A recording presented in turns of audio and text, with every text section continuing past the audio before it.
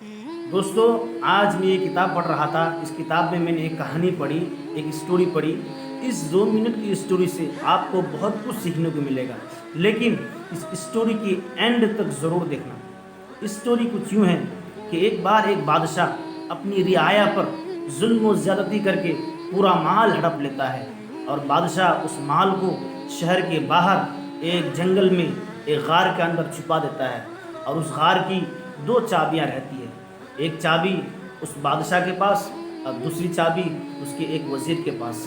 ایک دن کی بات ہے کہ بادشاہ کے دل میں خیال آیا کہ اس غار کی طرف اور اس خزانے کا معائنہ اور مشاہدہ کیا جائے۔ ایک دن بادشاہ صبح کے وقت میں نکل جاتا ہے، اور جانے کے بعد وہ دروازہ کھول کر کے اندر داخل ہو جاتا ہے۔ داخل ہونے کے بعد بادشاہ اس کے اندر سونے جواہرات کے موتیوں سے دیکھ کر بادشاہ کا دل خوش ہو جاتا ہے، اور بادشاہ اندر سے دروازہ بند کرنا بھول جاتا ہے۔ اتنے میں بادشاہ کے وزیر کا اس خزانے کی طرف سے گزر ہوتا ہے، اور کیا دیکھتا ہے کہ وہ خزانے کا دروازہ کھلا ہوا ہے۔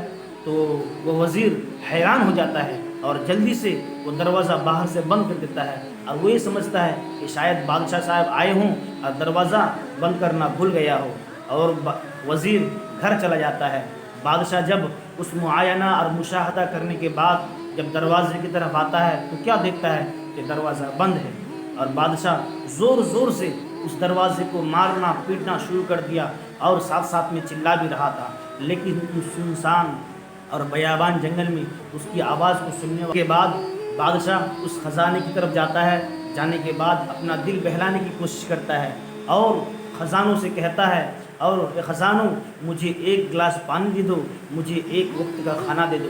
آخر کچھ دیر کے بعد بادشاہ اس خزانے کی طرف جاتا ہے اور خزانوں سے اپنا دل بہلانے کی کوشش کرتا ہے، اور پھر بھوک اور پیاس کی شدت سے پھر اس دروازے کی طرف آتا ہے، اور دروازے کو مارنا پیٹنا اور چلانا رونا دھونا شروع کر دیتا ہے۔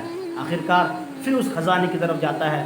جانے کے بعد وہ بادشاہ خزانوں سے اپنی زندگی کی بھیک مانگنے لگتا ہے، اور کہتا ہے، اے خزانوں، اے موتیاں، اے جواہرات، مجھے اپنی زندگی کی بھیک دے دو، مجھے ایک گلاس پانی دے دو، مجھے ایک وقت کا کھانا دے دو۔ آخرکار اس بھوک اور پیاس کی شدت سے اتنا نڈھال ہو گیا کہ بادشاہ زمین پر ایک جملہ لکھ کر اس کا انتقال ہو جاتا ہے۔ پھر بادشاہ کے وزیر کچھ دنوں کے بعد جب اس خزانے کی طرف آتا ہے اور دروازہ کھولنے کے بعد جب اندر جاتا ہے تو کیا دیکھتا ہے کہ بادشاہ مرا پڑا ہوا ہے، اور وزیر کے پاؤں کے نیچے سے زمین کھسک جاتی ہے۔ لیکن اس بادشاہ نے ایک جملہ لکھا تھا، وہ آپ کو سننا چاہیے کہ دولت کسی کو زندگی نہیں دے سکتی، اور یہ جملہ لکھنے کے بعد اس بادشاہ کا انتقال ہو جاتا ہے۔ تو دوستو، امید کرتا ہوں کہ آپ کو اس واقعے سے بہت کچھ سیکھنے کو ملا ہوگا۔ دوستو، دولت الگ زندگی ہے اور پیسہ الگ زندگی ہے، لیکن آپ خیال رکھیے، لالچ بہت بری بات